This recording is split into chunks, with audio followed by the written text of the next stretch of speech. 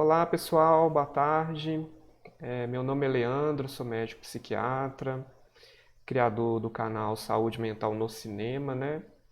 E hoje a gente está entrando no penúltimo filme, né, daquela série que eu propus chamar assim de psicoterapias. A gente vai falar sobre o diálogo aberto, né, que chama Open Dialogue, né? A convidada hoje é a Ana Florence, ela está na Universidade de Yale, né? E ela estuda essa área. Eu conheci ela estudando o trabalho dela no fim da minha residência, né? Eu abordei a psicose infantil e foi me apresentado, né, essa técnica de tratamento baseado, assim, a base é a psicoterapia, utiliza medicação assim, muito pouco, né? Assim, uma coisa que na época me surpreendeu, porque na minha cabeça eu tinha que tratamento de psicose sem remédio não era tratamento, né? É uma coisa que a gente até quando apresenta, conversa com alguém, as pessoas assustam ainda, né? Mas assim, eu vou deixar o link desse documentário, né, do Daniel Mackler. É um documentário bem bacana, tem a, a legenda em português. Então, assim, eu aconselho quem não conhece assistir primeiro e depois voltar para entender um pouquinho melhor, né? Então, Ana, eu queria te agradecer, né, pelo convite, te conhecer agora, assim, praticamente um ano depois, eu acho que eu comecei a estudar, geralmente foi nessa época, a residência termina em fevereiro, foi quando eu apresentei o trabalho, né? Eu lembro que eu passei o Natal e o Ano Novo estudando para concluir, né? Mas fala um pouquinho de você, assim, né? Eu lembro que você começou. Eu li algum artigo falando que você trabalhou em CAPS também, foi gerente, né? Assim, de CAPS. Fala um pouquinho, assim, até a sua chegada aí nos Estados Unidos. Sim, primeiro, obrigada pelo convite. Estou feliz de estar aqui no canal. É, um pouco da minha trajetória, eu sou psicóloga de formação, e logo que eu me formei, eu fiz o que hoje chama residência multiprofissional, na época chamava aprimoramento na Unicamp, em saúde mental. E logo em seguida eu comecei a trabalhar em CAPS. CAPS 3, sempre tive um interesse na psicose, sempre na população adulta. E durante esse período, eu já fui percebendo algumas coisas assim, que foram me intrigando em relação à prática clínica. Uma das primeiras coisas era que me surpreendia que todo mundo estava medicado nos CAPs e que muitas pessoas que eu atendia tinham interesse em reduzir o tanto de remédio que eles estavam tomando. E tinha uma resistência muito grande na parte das equipes em fazer isso. Então, isso foi um primeiro interesse que eu tive, assim, fazer uma parceria com as pessoas que eu estava atendendo, para poder junto pensar, assim, como seria possível eu tomar menos remédio ou não tomar remédio nenhum, inclusive em casos, assim, considerados muito graves. Então, esse foi um pouco minha primeira, digamos, entrada nesse campo. Eu tive contato com o livro do Robert Whittaker, que já foi traduzido para o português, chama Anatomia de uma Epidemia. Uhum. E aí, nesse período, eu decidi começar a fazer o meu mestrado para investigar um pouco essas questões que estavam aparecendo para mim na clínica, no meu trabalho no CAPS. E aí, nesse livro, o Robert Whittaker já menciona o Open Dialogue como uma possível alternativa, assim, ao uso de psicotrópicos, especialmente uma classe de psicotrópicos que são mais comumente chamados de antipsicóticos, mas cujo nome mais técnico são os neurolépticos. Então ele já acenava para isso, e aí eu comecei a ficar muito interessada e abri toda uma literatura que eu não conhecia e um modo de trabalhar que eu não conhecia. A minha formação clínica foi toda na psicanálise, com Freud e Lacan, como é comum no campo da saúde mental. E aí, durante meu mestrado, fui me aproximando dessa temática. E aí me mudei para o sul do país, onde eu me tornei coordenadora de um CAPS, e daí tive a chance de uma perspectiva mais de implementar serviço, pensar uma clínica mais próxima desses princípios que a gente vai falar mais um pouco durante essa nossa conversa, do que princípios mais ligados ao modelo biomédico, que eu estava cada vez mais convencida que não ajudavam muito as pessoas que eu estava vendo no meu dia a dia. Um outro elemento que para mim me chamou muita atenção, que foi importante para me colocar nesse campo, é que, apesar do movimento de desinstitucionalização no Brasil e da gente propor toda a atenção psicossocial em torno da reabilitação das pessoas, da saída delas de instituições totais, dos manicômios e da construção dos serviços comunitários, de base comunitária, a gente não tinha nenhuma estratégia específica para cuidar da primeira crise psicótica. E aí o que acabava acontecendo é que você via aqueles jovens viver até hoje, os jovens entrando no CAPS com o primeiro episódio psicótico e a gente oferecendo muito pouco, e as pessoas fazendo assim carreira, né, desde a juventude até para sempre, né, num serviço de saúde mental, muitas vezes saindo da escola, da educação, do mundo de trabalho, e recebendo um benefício e frequentando o CAPS. E para mim essa era uma vida assim que eu não conseguia aceitar que a vida pudesse ser isso, principalmente para as pessoas jovens. Então teve um apelo muito grande o fato do Open Dialogue ser uma abordagem que tem uma eficácia imensa no trabalho com a primeira crise, envolvendo toda a família, e aí todos os princípios que a gente vai conversar mais. Nessa mesma época, eu comecei o meu doutorado, e aí eu resolvi realmente estudar Open Dialogue. E eu achava, como essa é uma abordagem que foi desenvolvida na Finlândia, que não tinha muita comparação, não ia dar muito jogo assim, entre Finlândia e Brasil, por serem realidades muito diferentes. E daí eu soube que havia algumas adaptações pequenas aqui nos Estados Unidos dessa abordagem, e aí eu resolvi vir para cá, estudar como é que isso foi adaptado e implementado fora do contexto original finlandês, na esperança de que a gente pudesse um dia adaptar e implementar essa abordagem no Brasil. E aí, quando eu terminei o meu doutorado, eu prestei um pós-doutorado aqui nos Estados Unidos, no mesmo programa que eu estava vinculada antes, no meu doutorado, e eu continuo desenvolvendo essa pesquisa no estado de Vermont, que é um estado pequeno e rural, aqui nos Estados Unidos, e aí posso falar mais um pouco de como foi essa pesquisa e o que a gente tem trabalhado atualmente. Então, acho que em linhas gerais é um pouco essa minha trajetória profissional e pessoal com esse tema. Bacana, viu, Ana? Então vamos falar um pouquinho da definição, né, do que é, né, falar um pouquinho da história, né? Igual eu falei, eu vou deixar o artigo, né, para quem quiser ler com detalhes, é bem bacana, assim, né? E tem a entrevista que a Ana fez também, que a gente vai falar um pouquinho no final como é que foi, que o Jaco Sakula fala também sobre isso, né?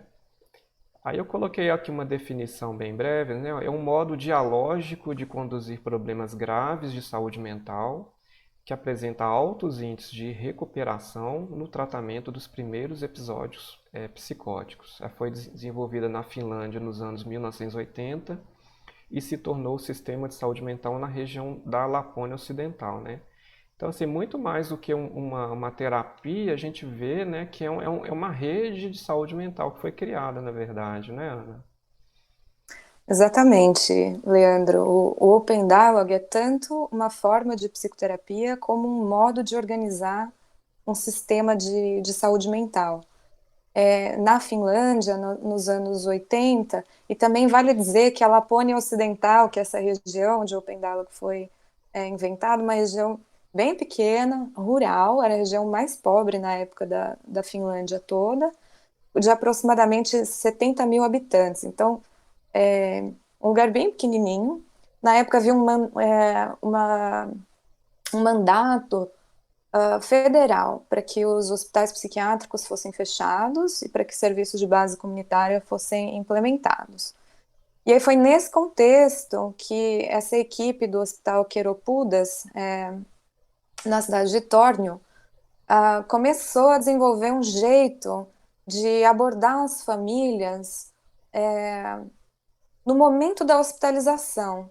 Então, quando alguém era referenciado para um serviço ou para uma internação hospitalar, a equipe do hospital propunha se reunir com a família antes de fazer a internação, na casa das pessoas, ao invés de dentro do hospital. E a primeira coisa que eles notaram é que saindo de dentro do hospital, atendendo as pessoas dentro de casa, com uma perspectiva de envolver a família e a rede social da pessoa, a necessidade de hospitalização se reduziu muito.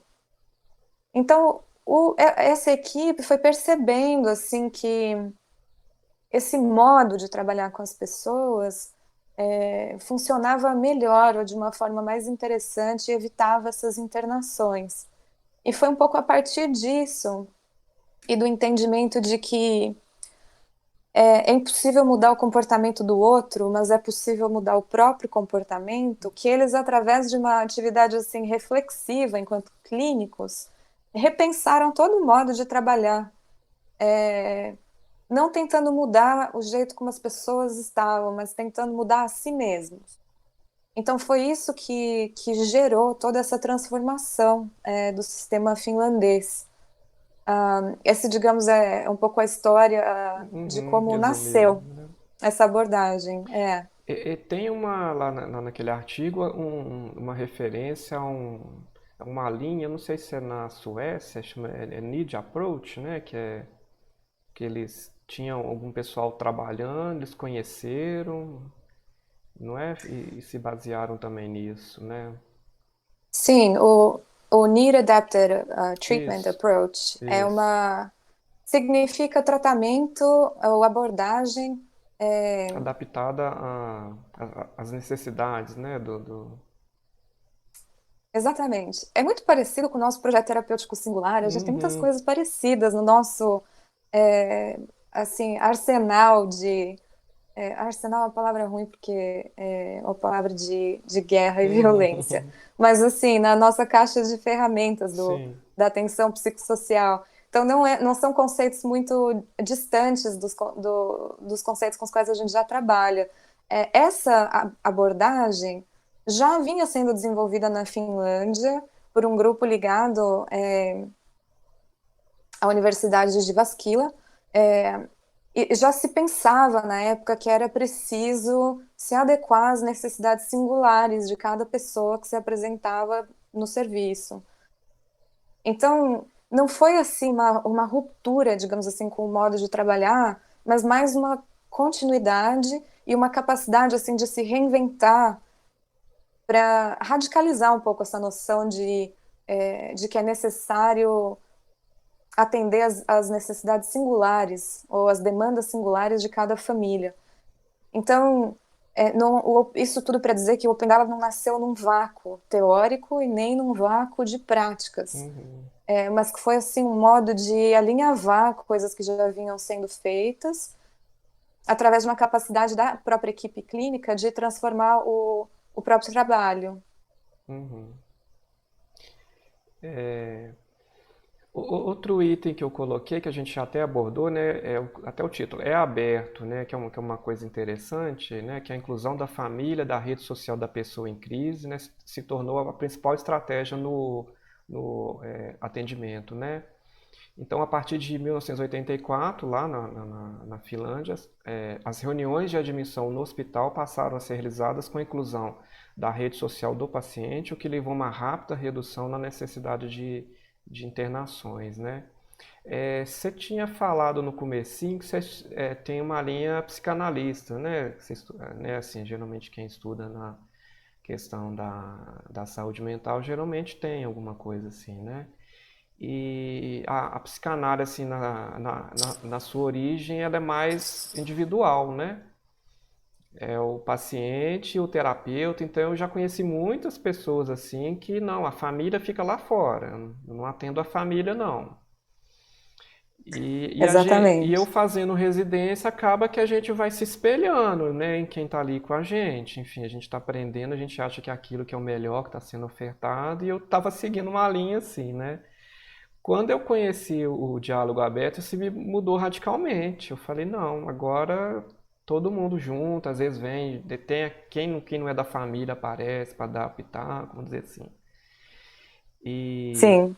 e eu me surpreendi com essa mudança. Estou tendo assim excelentes resultados, mas assim, tem um lado, né, pensando aqui no SUS, que é a questão do tempo, a demanda é muito grande, então assim, no começo eu acabo meio que sendo, vamos dizer assim, prejudicado, vamos colocar assim, tendo que, né, ficar até depois do meu horário, para poder também ofertar um trabalho com qualidade, né? Mas eu observo que com o passar do tempo, a qualidade é tão grande, né, assim, que a gente consegue esparçar demais esse, esse retorno, a própria família se acalma, é uma coisa bem bacana, assim. Você pensa assim também? Como é que seria? Eu não cheguei a ler nada sobre isso. Eu sei que quando eles começaram, eles tiveram um treinamento muito intenso, né, em psicoterapia, que é importante ter uma teoria, ter a prática também de como é que aborda, né? A gente vai falar lá sobre tolerar as incertezas, né, que é isso. Mas como é que você vê essa questão? Eu acho que essa é uma pergunta muito boa. Primeiro, porque faz a gente refletir sobre a nossa própria prática. é, e segundo, porque deixa a gente pensar que coisas diferentes são possíveis, né? Então, acho que uma coisa que eu queria dizer antes é que toda vez que eu começo a falar de Open Dialogue, as pessoas, eu termino de falar e as pessoas me perguntam, mas o que que é esse Open Dialogue? Qual que é a cara desse negócio? Como é que a gente faz? Então, eu queria contar um pouco como é que são essas reuniões, né? Ou o que que é Open Dialogue. E aí vou também falar sobre essas coisas que você abordou aí. Então, o que virou o Open Dialogue são essas reuniões de tratamento que são o centro de tudo que acontece quando alguém pede ajuda porque está em crise. Então, outra coisa interessante é que ela não compete com outras modalidades. Então, você pode ter as reuniões de Open Dialogue, se alguém quiser fazer uma psicoterapia individual, pode. Se alguém quiser fazer arte terapia, se alguém quiser ver um terapeuta ocupacional. As reuniões, elas não competem com outras modalidades terapêuticas, mas ela organiza o tratamento inteiro. Então, Peraí, Ana. temos uma Vai pequena. lá. Desculpa, Ana. Minha Imagine! filha. Com a Não, agora quarentena, né? no Zoom todo mundo participa, os filhos, os bichos, não tem problema não. Então, essas reuniões que eu estava dizendo, elas não competem com outras modalidades terapêuticas, mas todo o tratamento e todas as decisões são feitas nessas reuniões. E essas reuniões convidam, então, e qual que é o critério para convidar as pessoas? Não é assim, a família toda, ou os vizinhos e não sei o quê. Ou é todo mundo que acha que tem uma crise acontecendo, que concorda que tem uma crise acontecendo. Essas pessoas, com autorização da pessoa que está em crise, podem ser convidadas para essas reuniões. Se o E aí tem, paciente falar, não quero que, sei lá, meu pai entra, como é que é? a gente respeita. Então, a gente convida e diz que o trabalho funciona bem quando tem mais gente presente, Uhum, principalmente as pessoas que a pessoa em crise considera que fazem parte da crise, e muitas vezes a família está envolvida, uhum. a gente propõe, e daí cabe a cada pessoa aceitar, mas pode ser que a pessoa não aceite e não queira. Isso, e aí se mantém a abordagem, ela é mais, ela também é caracterizada não só pelo envolvimento da família e de outras pessoas da rede social, como, no mínimo, precisa haver dois terapeutas trabalhando juntos. Então, o Open Dialogue, do jeito que ele é pensado na Finlândia, é, a principal estratégia clínica, é uma estratégia que chama reflexão, e esse ato demanda uma outra pessoa, demanda um parceiro. Uhum. Então, no mínimo, você tem que ter dois terapeutas ali na reunião. Então, essa é meio que a estrutura do negócio. Aí vão dois terapeutas, geralmente até a casa da pessoa, e essas reuniões acontecem em que um tipo específico de diálogo é produzido, é um tipo diferente do diálogo cotidiano, e é um Uhum. tipo também diferente do diálogo clínico, como você estava dizendo, Leandro. A gente está habituado a trabalhar com certas abordagens.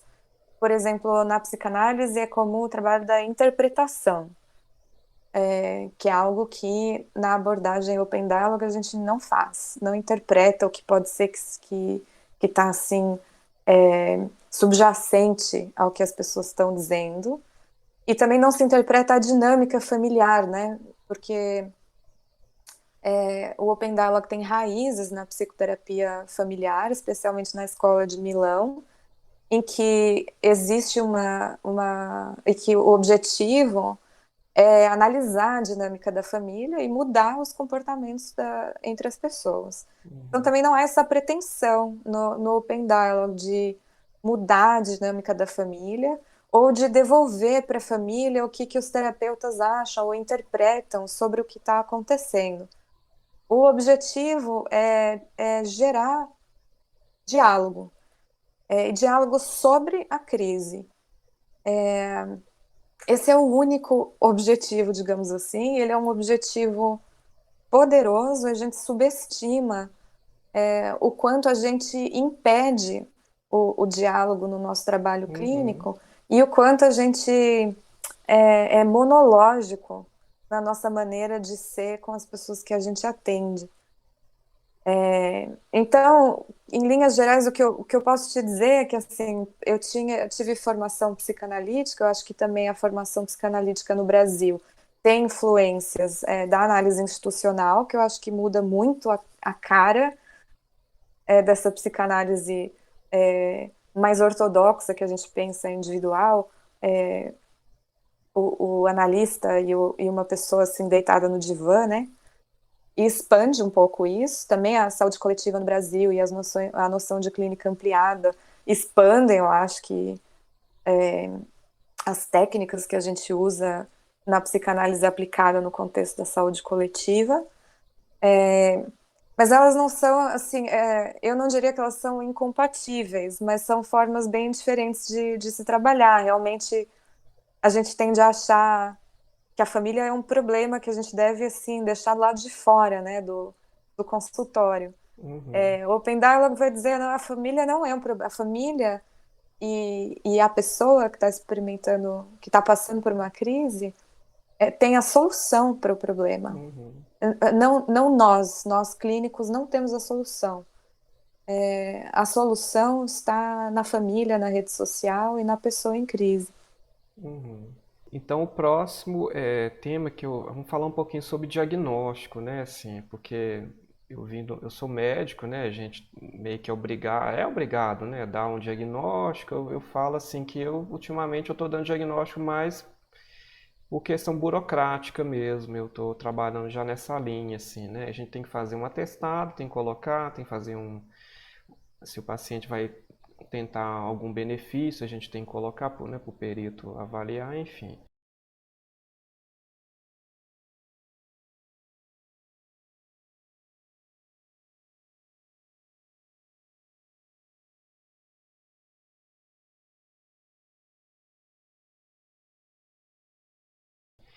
Mas né, aí abordar a questão de como que o diálogo aberto vê a definição de psicose. Né? Eu até coloquei assim, as reações psicóticas passaram a ser entendidas como um modo de lidar com experiências assustadoras cuja expressão não foi possível de outra forma senão como alucinações e delírios, né? E lá fala assim que o problema está entre as pessoas, né? Eu acho tão interessante esse conceito, porque se eu penso assim que o problema está dentro do meu cérebro, né? Está nas reações químicas, aí sim o remédio talvez teria um sentido, né? Agora, se tiver entre as pessoas, aí eu vou ter que medicar também todo mundo, a família, né? Uma coisa assim, né? Enfim. Mas eu achei tão interessante essa mudança, né? O que você acha disso, assim?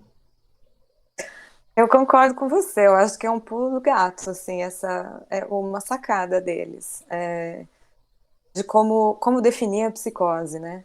Esse é um debate dentro da psiquiatria, dentro da psicologia, dentro do campo da saúde mental, que está no cerne da fundação de todas essas disciplinas. A psiquiatria sempre reclamando para si uma realidade biológica e orgânica para esses transtornos,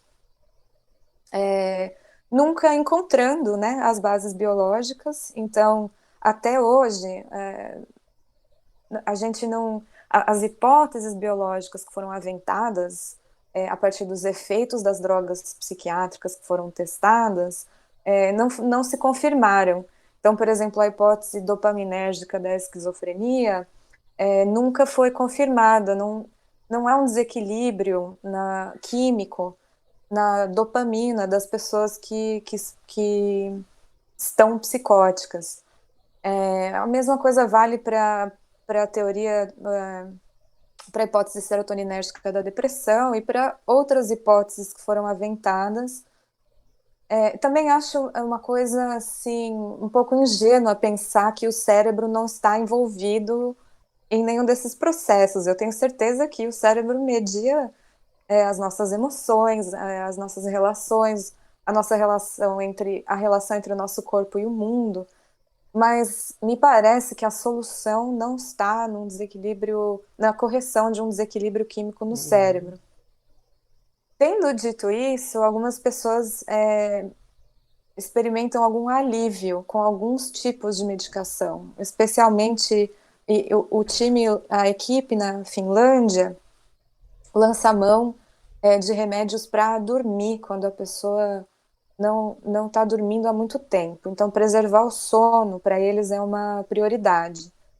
Geralmente, eles usam não antipsicóticos para isso, mas benzodiazepínicos por curtos períodos de tempo, para preservar o sono que eles acham importante para fazer o trabalho de elaboração e recuperação da crise.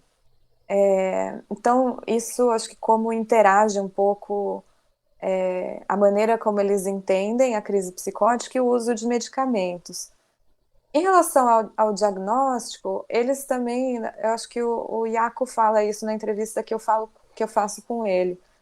Eles precisam usar o diagnóstico porque eles precisam pôr um número e uma letra em algum lugar, num prontuário, e é meio que aí que acaba a utilidade do diagnóstico psiquiátrico para eles.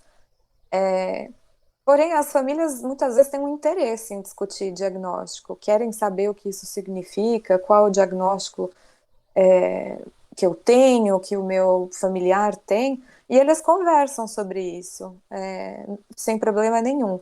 Essa só não a, a série assim, de conceitos em torno dos quais eles organizam a prática clínica. Mas se isso é um tema para a família e para a pessoa em crise que precisa ser discutido, eles discutem. Mas a questão da utilidade desse diagnóstico, tanto para a clínica que a gente faz e os danos que ter um diagnóstico psiquiátrico causam na vida das pessoas, principalmente o estigma, eu acho que são coisas que são importantes a gente repensar no nosso trabalho, se realmente tem muita utilidade, assim, para a nossa clínica, definir as coisas nesses termos. uhum. O próximo ponto a gente já até abordou, né, assim, de como é que se dá as reuniões, né? Aí a gente até falou um pouquinho, né? Então, os autores propõem que as reuniões familiares aconteçam em espaços nos quais todos estejam sentados em círculo, né? Que muda um pouco a configuração que a gente está acostumado de atendimento, um olhando para o outro, um de frente para o outro, uma mesa separando, enfim, um computador separando. Nas reuniões todos são convidados a falar sobre o problema em questão, né?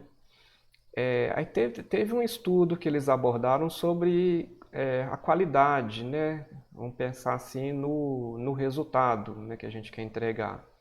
E eles chegaram à conclusão que, assim, quanto mais o paciente e a família, vamos dizer assim, tomarem as rédeas, conduzirem o tratamento, os resultados são melhores, né? É isso mesmo, assim, que acontece? Sim, quando a gente fala assim, é uma abordagem que produz diálogo, isso parece, assim, o que isso quer dizer, né? Eles conceituam diálogo a partir de um autor russo, que na verdade vem da teoria literária, um autor chamado Bakhtin.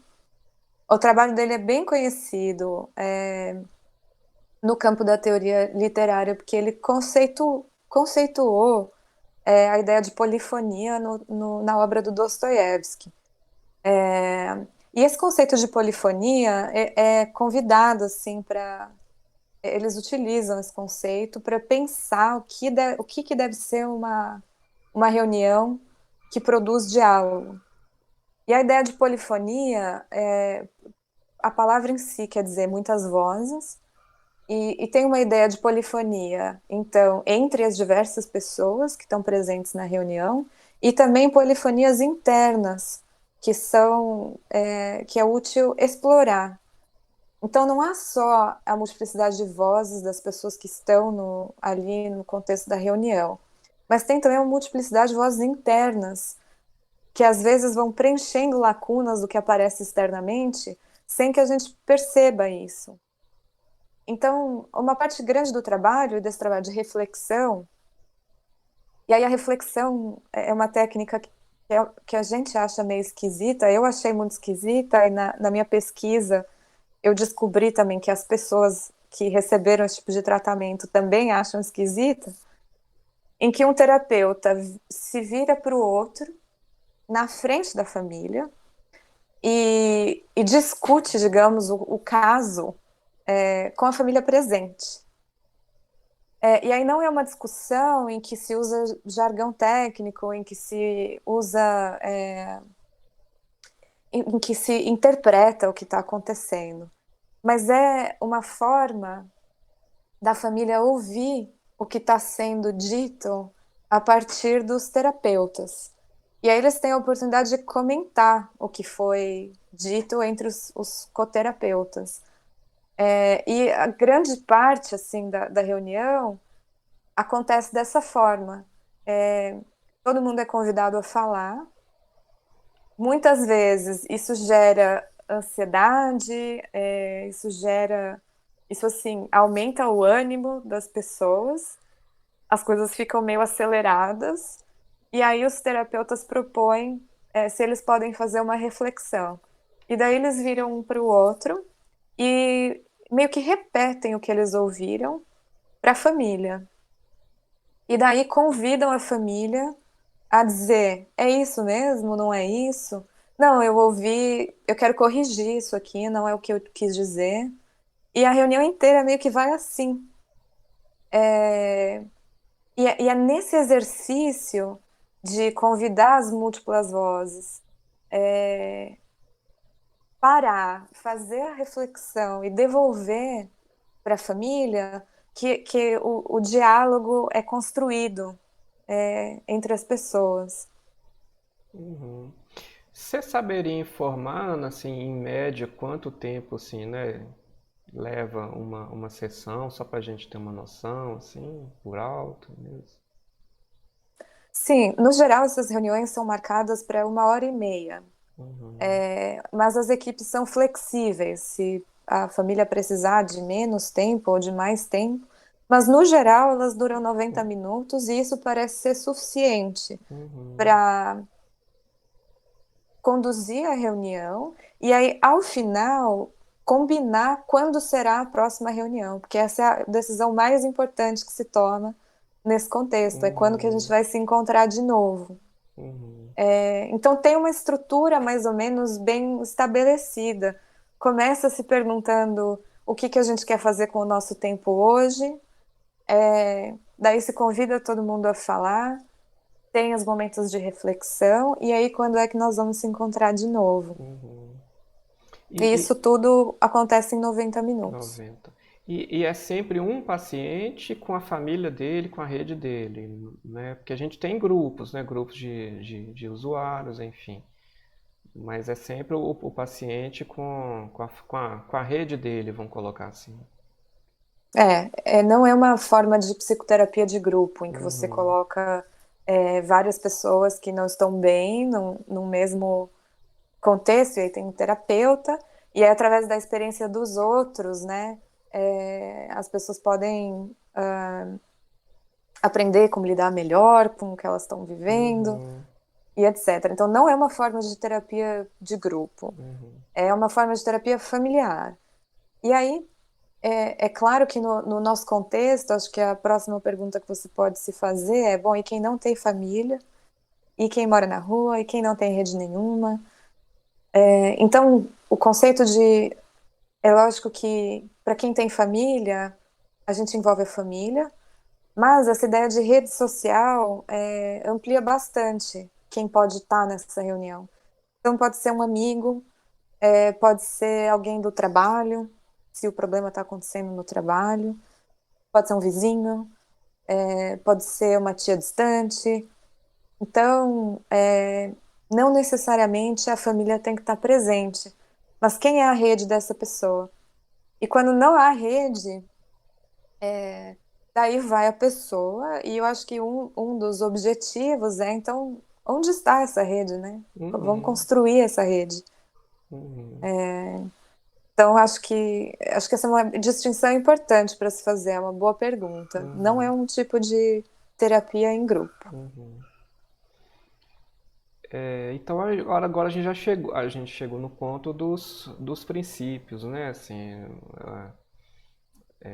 foram encontrados 7, né? Bem sucinto, vamos dizer assim, mas cada conceito é muito amplo, né? Assim, traz uma riqueza de detalhes bem grande, né? Então, o primeiro é responder imediatamente, né? Quando um contato é feito com o serviço de crise, seja pelo próprio paciente, por um familiar ou outro serviço de apoio, a equipe deve responder em 24 horas com a organização de uma primeira reunião com a presença da rede social do paciente, né? É bem Sim. interessante, né? Assim, Esse primeiro princípio, ele tem a ver com um consenso atual em relação ao atendimento do primeiro episódio psicótico, de que quanto mais tempo a pessoa fica sem atendimento psicótica, mais difícil é se recuperar desse episódio. O nome técnico disso é a duração da psicose não tratada. Essa é uma medida que correlaciona atendimento, o tempo em que a pessoa é atendida e desfecho. Então, as pessoas que levam muito tempo para buscar atendimento tendem a se recuperar muito menos do que as pessoas que recebem atendimento rapidamente. Então, em resposta a esse tema bem estudado, eles determinaram, na minha opinião, acertadamente, que uma crise precisa ser respondida de imediato. Então, e também o outro motivo é que, em geral, quando a pessoa passa a mão no telefone para ligar e dizer que tem um problema acontecendo, geralmente esse problema está acontecendo há algum tempo. Até assim a família ou a própria pessoa reunir forças para iniciar um tratamento ou chamar alguém para ajudar. Então, por esses dois motivos, eles entendem que uma das coisas mais importantes é responder de imediato. E de fato, assim, O princípio diz em 24 horas, mas eles costumam atender essas chamadas no mesmo dia. Eles atendem o telefone, geralmente tem uma pessoa disponível e eles vão imediatamente na casa da Uhum. pessoa. E esse fato de ir na casa, eu achei tão bacana, assim, pensando na nossa realidade, né? Porque quantos pacientes, às vezes, que a família não consegue trazer? Fala, ah, não dou conta, já marquei, já marquei, já marquei aqui. E até a gente conseguir marcar uma visita, uma burocracia, conseguir um carro, conseguir um espaço, que você tem que desmarcar uns 10 pacientes da sua agenda para ir. Eu achei isso tão interessante, assim, né? E pensando até no curso, que quem vai falar, fala, ah, meu país rico, a gente viu lá que eles tiveram uma redução, né, do gasto nessa área específica, né, de psicose, com a implantação desse modelo, né? Então tem benefício assim a longo prazo, né? Sim, é muito mais barato atender as pessoas dessa forma do que você ter um sistema médico-hospitalar, enfim, que as pessoas ficam dias com equipe 24 horas e etc. Assim, o hospital é o equipamento mais caro, de saúde. E se vocês que vão assistir o documentário, vocês vão ver que eles não existe muito um serviço onde as pessoas vão. Eles ficam assim numa salinha em que eles atendem o telefone, daí eles pegam o carro e Uhum, eles vão atender as pessoas em casa. Isso é muito interessante. Primeiro, assim, uma pessoa que está em crise já tem muita coisa rolando, né? Além disso, você pedir para ela sair do seu próprio ambiente, para a família inteira se deslocar e encontrar um monte de gente que eles não conhecem. Então, isso tem a ver com aquela história de se adaptar às necessidades uhum, singulares, assim. Então, pedir para alguém sair do seu próprio ambiente já pode ser uma coisa desestabilizadora de uma uhum, situação que já está no limite, né? uhum, Então, eles preferem e acham muito mais proveitoso que os terapeutas vão até a casa das pessoas do que exista um serviço que as pessoas tenham que ir para serem atendidas. uhum. O próximo, então, a princípio, é incluir a rede social, né? A gente já falou bastante, né? Sobre essa parte, né? Então, vizinho, amigo, colega de trabalho, enfim, eu acho que esse dá para pular que a gente já até abordou muito, né? Assim, para a gente ganhar tempo nos outros itens, né? O terceiro, que é bem bacana, adaptar-se com flexibilidade a diversas necessidades, né? Então, acontece na casa, é interessante que ela cita, assim, não, mas a gente vai chegar na casa, como é que vai ser se o paciente estiver agressivo, né? Assim, muita gente tem medo, né? Aqui no Brasil a gente infelizmente tem assim, muita favela, muita comunidade. Eu lembro que quando eu trabalhei no CAPS infantil, o motorista ia e falava, ah, mas os traficantes fechou a porta da entrada lá, tive maior dificuldade, me ameaçou lá na minha boca, enfim. Tem, tem muito isso aqui, né? Aí é outra coisa que eles falam, é adaptar as especificidades de linguagem, modo de vida, e métodos terapêuticos, ser capaz de adequar a duração do tratamento às necessidades do paciente e sua rede, né?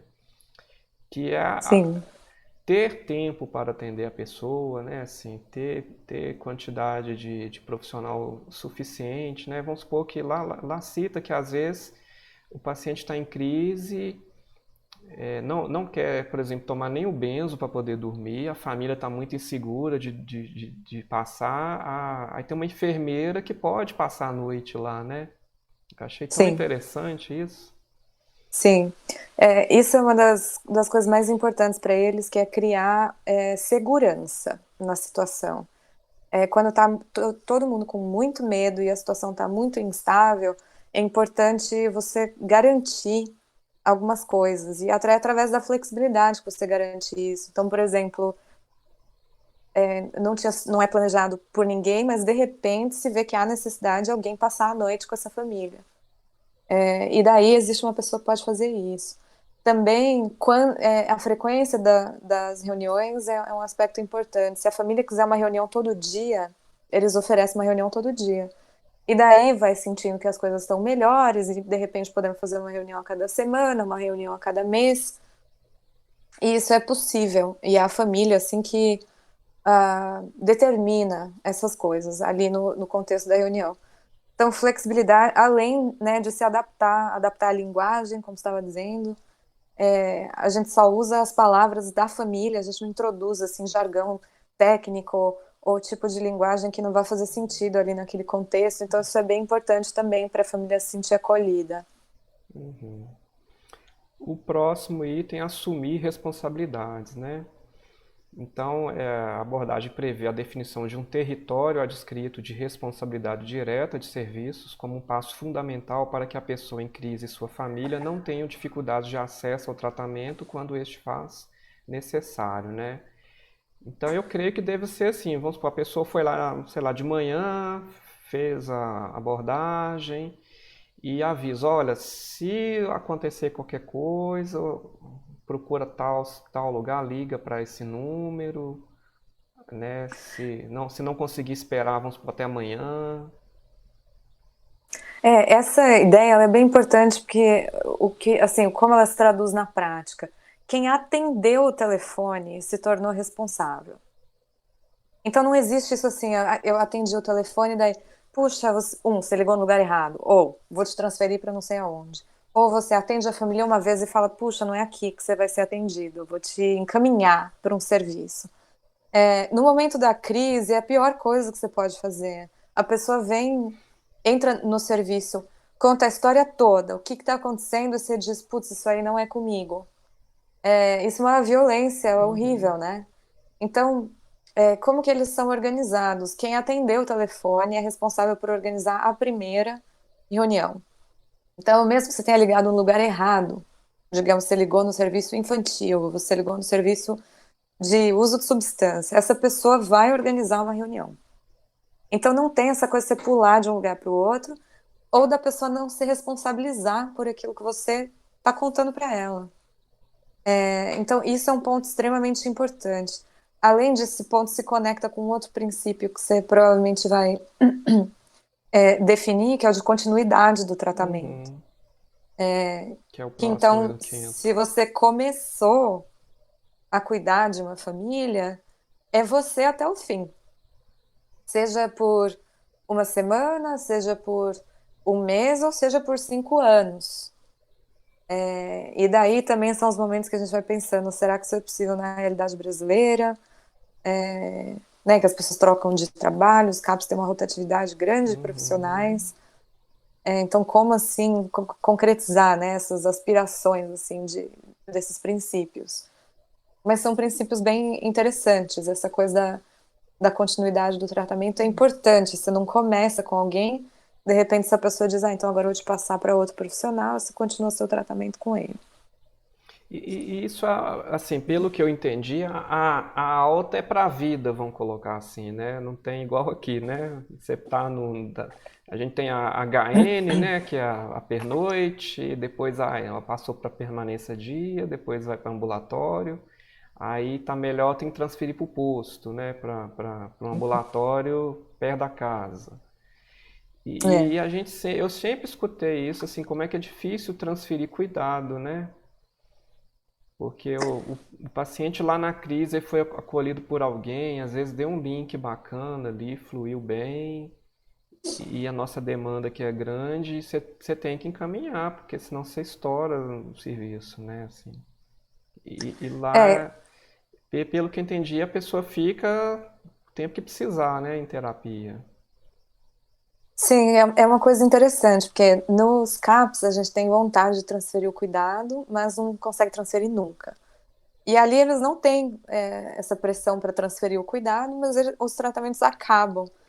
O CAPS a gente fala que tem porta de entrada e não tem porta de saída, né? Então Uhum, tem também uma característica do trabalho que se faz no CAPS que se produz um tipo de institucionalização que as pessoas se tornam dependentes daquele uhum, serviço e muita dificuldade assim de gerar autonomia para a vida, para fazer essa transferência de cuidado, então para a pessoa, enfim, continuar acompanhando na unidade básica de saúde perto da sua casa com um nível menos complexo, né,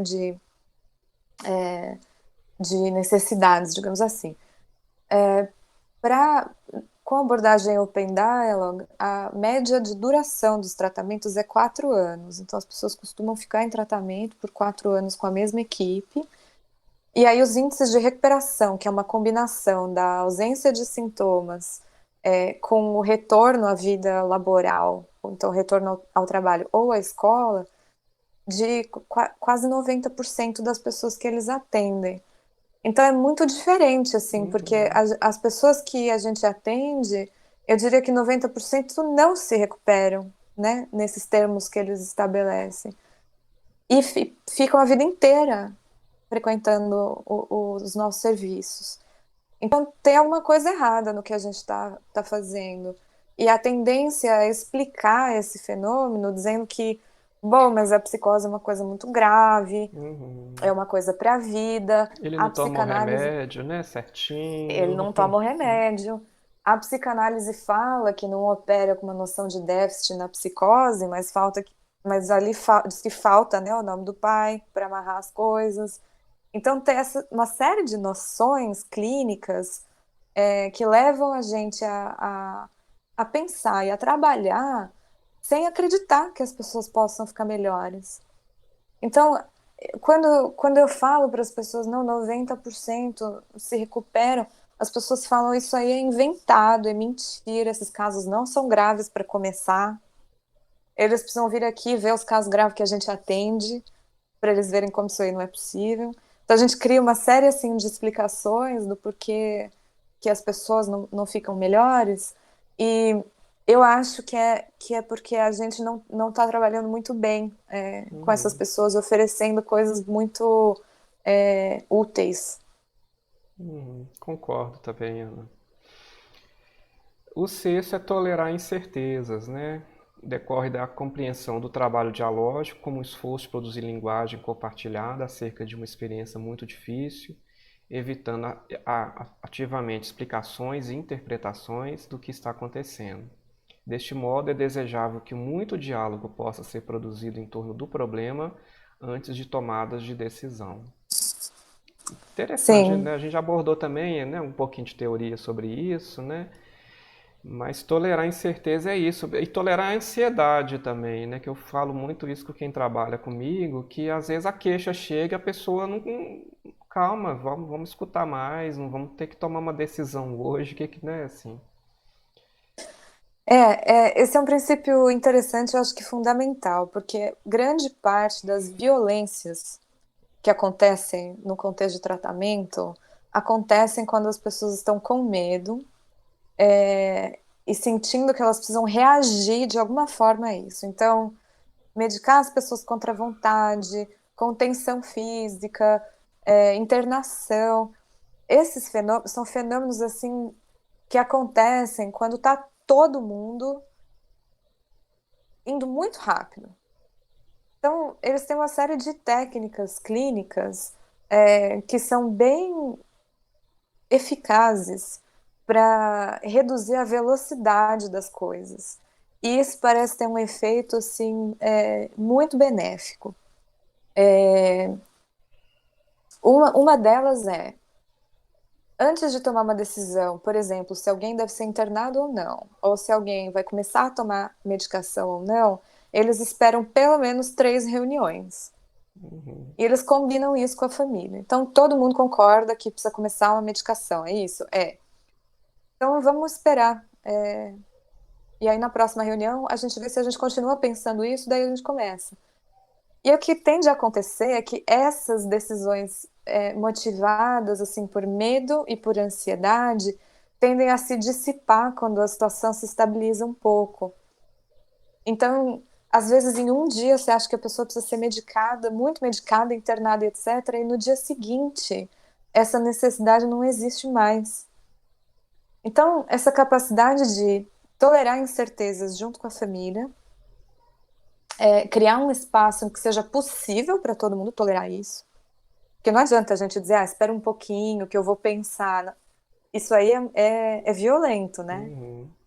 Uma família pedindo ajuda em desespero e você falar, não, espera um pouquinho, tenha calma.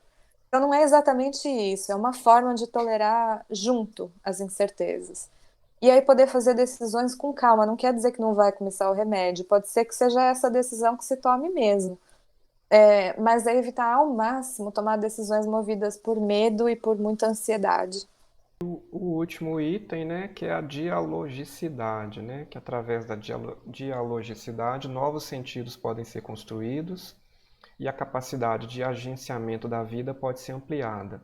A escuta é mais adequada neste contexto do que o método da entrevista, possibilitando que todos tenham espaço para falar nas reuniões e que a equipe possa refletir abertamente sobre suas preocupações e impressões com todos presentes. É sobre o diálogo que todo o tratamento se assenta, né? A gente também já falou bastante sobre isso, né, Ana? Sim, Essa algo parte que eu teórica. acrescentaria é que uma das regras que eles têm é 70% do tempo a família deve estar falando e apenas 30% do tempo os profissionais. Então, essa é uma Uhum, regra da divisão assim do tempo. Se os profissionais estão falando muito, tem algum problema e a reunião não está sendo dialógica. uhum, E essa ideia de produzir esse diálogo é realmente produzir sentido para a experiência. E um sentido que seja mais compartilhado, que é uma grande parte assim do problema que surge numa crise é que os sentidos não são compartilhados, né? uhum, Uma pessoa entende que está sendo, por exemplo, perseguida pelo FBI e outras pessoas entendem que não. E daí o desafio é onde é que se encontra um sentido comum para essa experiência. Não, talvez não através do consenso, porque o consenso tende para sempre para a voz mais forte, mas através disso que eles chamam de polifonia, que a gente já falou antes, uhum, que é trazendo todas essas vozes para o centro. E aí, mesmo que haja discordância, pode haver entendimento comum. uhum. Que é o próximo item até que eu coloquei, que é a diferença em dialogar e conversar, né? Assim, enquanto em uma conversa nos orientamos para um consenso, né, sobre pontos de desacordo, o diálogo tem a função de produzir novos sentidos, né? O princípio da dialogicidade estabelece que há muitas visões sobre o mesmo problema e que a construção de sentidos é coproduzida pela linguagem, né? Sim, É o que às vezes a família cobra da gente, né? Assim, é o meu ponto de vista, eu acho que é o melhor para ele vai ser isso, né? A gente tentar trabalhar essa questão, né? sim.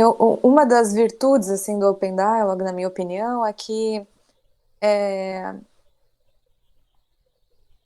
essa abordagem reorganiza as relações de poder no contexto de tratamento, tanto entre profissionais e família e pessoa em crise, quanto dentro da própria rede, entre pai, mãe e filho.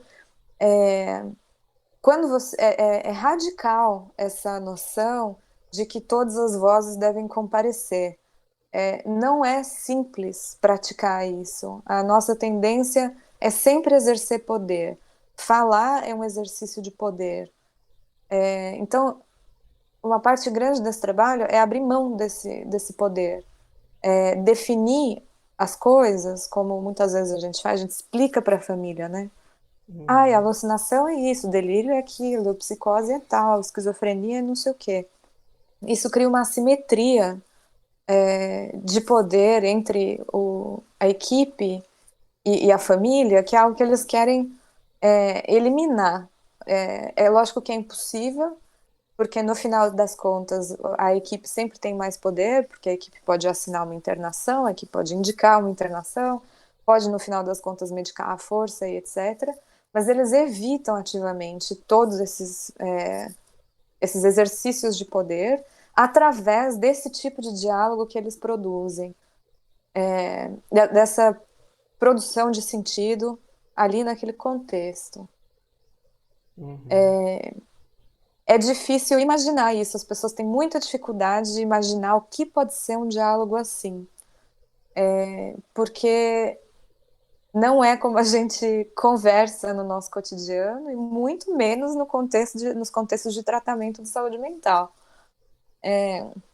Então são noções assim difíceis de entender. E eu lembro que quando quando eu defendi meu doutorado, uma das pessoas na minha banca disse assim: eu não sei não esse negócio de Open Dialogue, eu não entendi o que esse povo faz. Você tinha que explicar isso tudo melhor. E foi muito interessante para mim ouvir isso, porque a gente tem dificuldade de imaginar que esse jeito de se relacionar possa sequer existir. Uhum. Falando agora, né, da parte, vamos colocar científica, né, porque a saúde mental, tal como a gente conhece, em 2020, que a gente está gravando esse vídeo, tem que estar alguma evidência científica, né? Não pode ser, eu criei isso, vamos fazer porque eu acho que é melhor, né?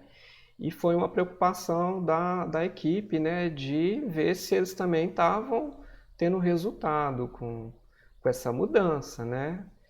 E eles acompanharam, e tem até um artigo que eu estou colocando aqui, eu vou deixar, né, de 19 anos que foram acompanhados.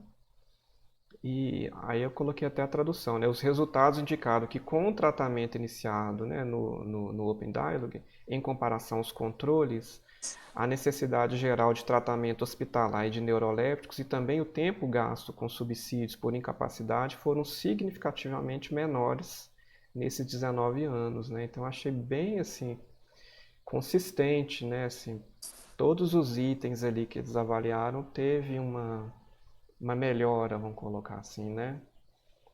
Sim, eles têm assim um corpo de evidências bem robusto. Eles estudam essa abordagem desde o início, desde que ela foi implementada.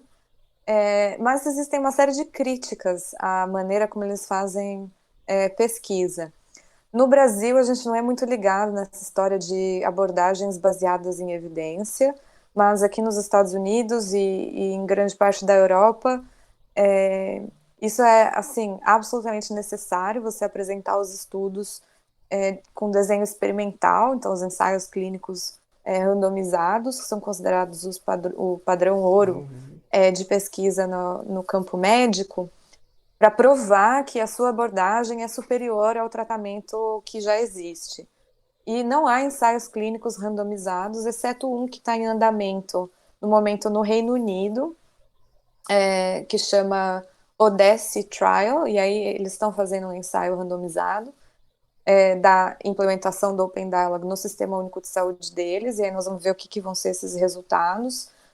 Mas os estudos realizados pela equipe finlandesa são estudos observacionais, que são considerados um nível menor, digamos assim, de evidência científica. Então, eles são criticados por causa disso. Mas eles têm assim, uma série de pesquisas qualitativas e quantitativas, realmente mostrando que num período de 20 anos, que foi o tempo que eles acompanharam uma coorte pequena de pessoas, aproximadamente menos de 50 pessoas eles acompanharam, que tiveram um primeiro episódio psicótico. 20 anos depois, assim, mais de 80% estava completamente recuperado. Então é realmente impressionante os resultados que eles obtiveram, bem documentado, com essa crítica, e aí com esse alerta, digamos assim, que essas pesquisas não são consideradas as mais de mais alta qualidade para o campo da medicina. E aí tem uma crítica grande que eu e outros fazemos em relação a isso, que o modo de se pesquisar nas ciências médicas não funciona para esse tipo de trabalho que a gente faz. Daí isso aí é uma briga grande, um debate que a gente tenta fazer, que é importante lançar mão de outros métodos científicos para poder compreender a complexidade do que é que acontece, ao invés de usar um modelo médico que serve bem para testar se um antibiótico combate uma infecção ou não. E aí é mais complicado, né? Saber se uma pessoa que está experimentando psicose, passando por uma crise psicótica, melhorou ou não melhorou, se recuperou ou não. Então tem também esse debate grande acontecendo nesse campo. Uhum. Mas eu acho que, independente disso, assim, quando a gente analisa o que é, assim, não é nada mais, nada menos do que ofertar um serviço, assim, de extrema qualidade, né, assim, porque não, né, a forma como eles colocam, se qualquer serviço do mundo para qualquer doença, até fora da saúde mental, o resultado é melhor. Se a gente pensa um paciente com câncer, por exemplo, né? Se o tratamento pudesse ser na casa dele, se a gente puder escutar esse paciente naquele momento, às vezes é um paciente terminal, enfim. Em vez dele ir no hospital, a gente for na casa dele, reunir com a família dele, escutar a família, né? Assim, o desfecho vai ser melhor, assim, vai ser mais suave, né? Assim, enfim. Com certeza, muitos desses princípios, acho que eles já são bem sabidos, assim, na nossa área. É, na saúde coletiva, acho que tem muitas coisas em comum, enfim, na atenção psicossocial também, então eu acho que não seria, assim, uma ruptura grande se a gente adotasse alguns desses princípios, na nossa atenção psicossocial. Por outro lado, eu queria chamar a atenção assim, a Finlândia é um país que quase não tem problemas sociais, é um país em que não tem pobreza, não tem nenhum morador de rua, eles têm um sistema de bem-estar social assim, muito bem estruturado, eles têm um sistema único de saúde que atende a todas as classes sociais, não tem um sistema misto em que há privado e público como a gente tem no Brasil. Então, eu acho que a gente precisa levar em consideração esses elementos quando a gente pensa assim nos desfechos que eles têm na Finlândia ou na Noruega e na Suécia, que são, enfim, outros países que também têm um modelo semelhante. O que a gente tem visto aqui nos Estados Unidos, por exemplo, é que os desfechos não chegam muito perto assim do que eles obtêm na Finlândia. Isso não é porque eles são melhores clínicos, mas é porque as condições sociais são completamente diferentes.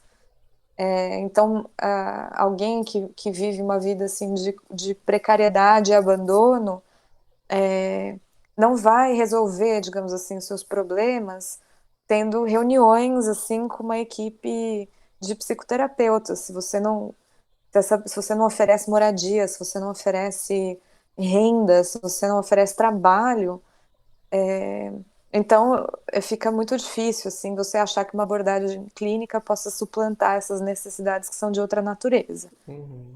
Então vale dizer que assim para a adaptação dessa abordagem a gente precisa levar em conta todo o contexto social em que ela está inserida, porque ela não é uma abordagem clínica assim mágica. Uhum. Sim. Eu coloquei também até o livro, né, que você citou, né, a crítica lá da Joanna Moncrief, né, sobre a medicação, para a gente falar um pouco também sobre isso, né, o paradigma predominante que define os transtornos mentais como desequilíbrio químico no cérebro, né, e o papel influente da indústria farmacêutica nas comunidades médicas e científicas, né. Tem até uns artigos na sua tese de doutorado que comparou só o uso ou não da medicação, né? Eu acho que tem três, né? Assim, tem uma revisão da Cochrane também, né? Que foi feita para comparar a medicação, né? Porque vive lançando remédio e às vezes a ideia que fica, o que lançou por último é sempre melhor, né? Assim, e a gente vê que não tem nada disso, né? Às vezes tem um efeito colateral um pouco menor, né, assim, que a gente chama de atípico, enfim, mas aí o efeito metabólico é muito maior. Os grandes livros de psicofarmacologia colocam aí que o paciente acaba, em geral, morrendo às vezes 10, 20 anos antes, né, devido a esse efeito metabólico. Então é bem complicado pesar justamente esse uso da medicação, né? Sim, eu acho que tem esse elemento assim que é a longo prazo, o uso a longo prazo dessas medicações não parece ajudar as pessoas, inclusive parece atrapalhar bastante. Então, você mencionou as síndromes metabólicas que acabam retirando a última revisão que foi feita de mortalidade em pessoas usando neurolépticos a longo prazo, diz que tira 25 anos da vida, elas morrem 25 anos mais cedo que a população geral.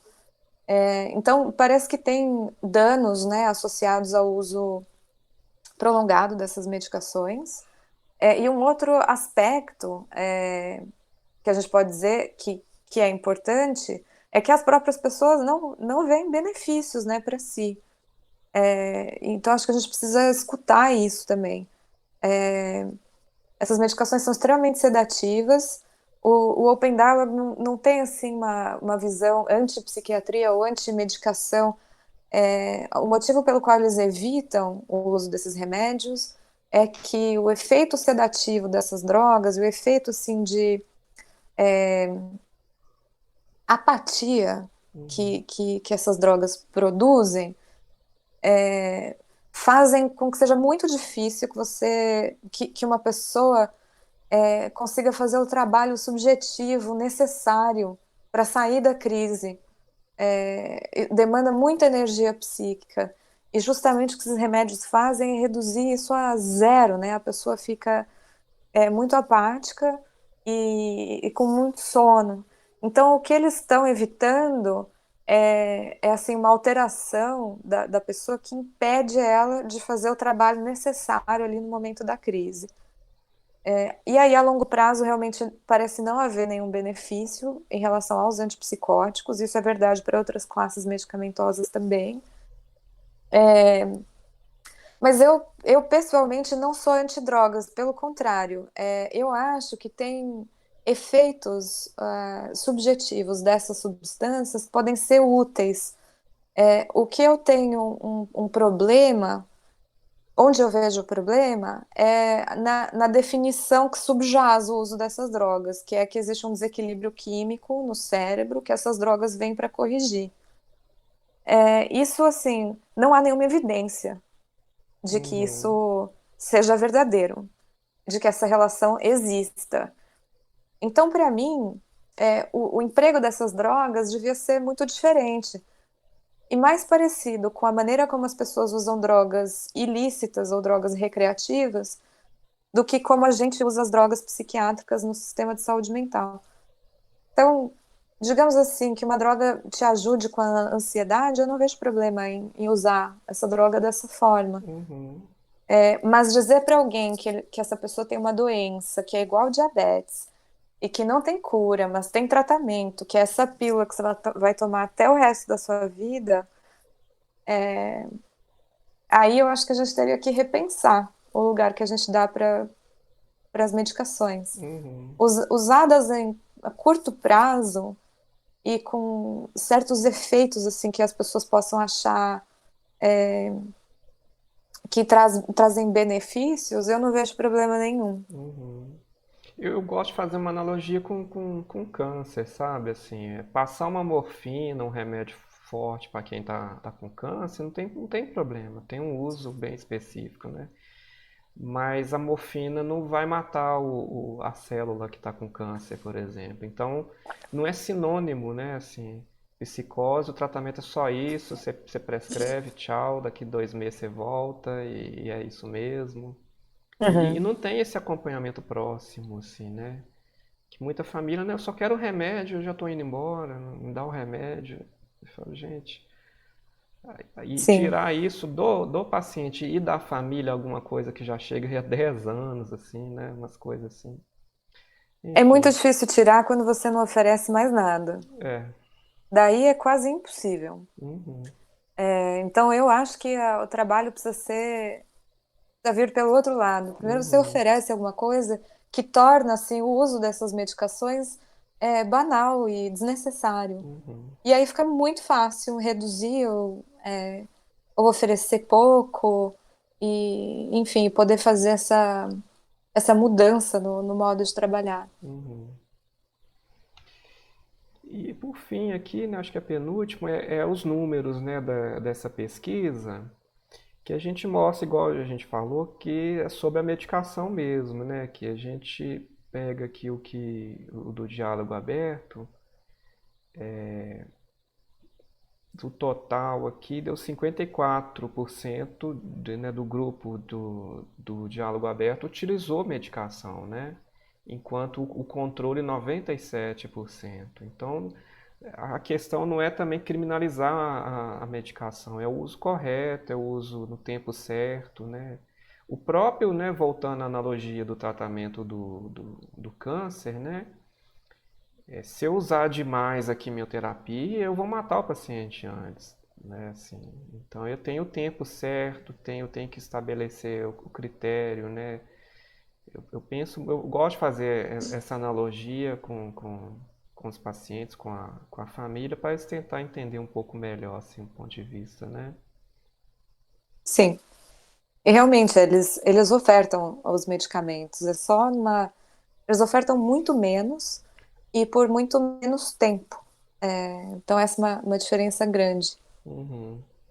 E eu acho que o último tema que eu queria abordar, Ana, é sobre a entrevista, né? Como é que se deu essa entrevista? Você chegou a conhecer pessoalmente o Iaco? Sim, o Iaco, inclusive, teve no Brasil algumas vezes. A primeira vez que eu o conheci foi no Brasil, em um seminário organizado pelo Paulo Amarante e o Fernando Freitas, na Fiocruz. Acho que chama Epidemia de Drogas Psiquiátricas, é um seminário que acontece anualmente. E aí eu conheci tanto o Robert Whittaker quanto o Jaco Sekula. E aí no ano seguinte eu fui numa reunião, eles têm uma reunião anual das pessoas praticantes de Open Dialogue, que aconteceu na Noruega. E ali eu conheci assim todas as pessoas, tanto da equipe finlandesa que assim desenvolveu essa abordagem, quanto o próprio Iaco, claro, ele é assim o pai da abordagem. E aí na época não tinha para dizer que não tinha nenhuma publicação, tinha uma publicação da Cantors, que eu acho da Universidade de Pelotas, se não me engano, com um outro enfoque. E daí eu quis entrevistar ele como realmente assim, de onde que a gente começa, né, a falar sobre esse assunto. Eu achei que seria legal perguntar para ele. E aí essa aqui é a história da, dessa Dessa entrevista. entrevista, né? Ela foi feita na Noruega nesse evento que eles têm anualmente. Uhum. Eu vou deixar na descrição, então, esse artigo, né? Tem os outros dois também. E aqui no Brasil, né? A gente até tinha conversado um pouquinho antes, tem um site, né? Ali aquele nós é tipo um instituto, né? Assim, Sim, que está tendo uma capacitação, né? Já está ocorrendo agora, eu não pude fazer, né? Mas deve ter próximas, então eu vou deixar também o site que eu acho bacana para quem quiser aprender, né? Vamos colocar assim. Então, Ana, eu acho que eu queria agradecer. Eu acho que a gente abordou muita coisa. Eu acho que foi um vídeo bem completo, né? Assim, e eu espero levar para mais pessoas aqui no Brasil para a gente ter uma outra possibilidade de tratamento, né? Igual a gente falou que essa abordagem ela não concorre com outras, né? Assim, a gente não tem uhum. que fechar o CAPS e fazer. Não, acho que a ideia não é essa, né? É ter na nossa caixinha de ferramenta, igual a gente falou, mais uma possibilidade de tratar as pessoas, né? Então eu queria agradecer por participar hoje desse bate-papo. Eu que agradeço. Obrigada, Leandro. Até mais então, viu? Até. Tchau.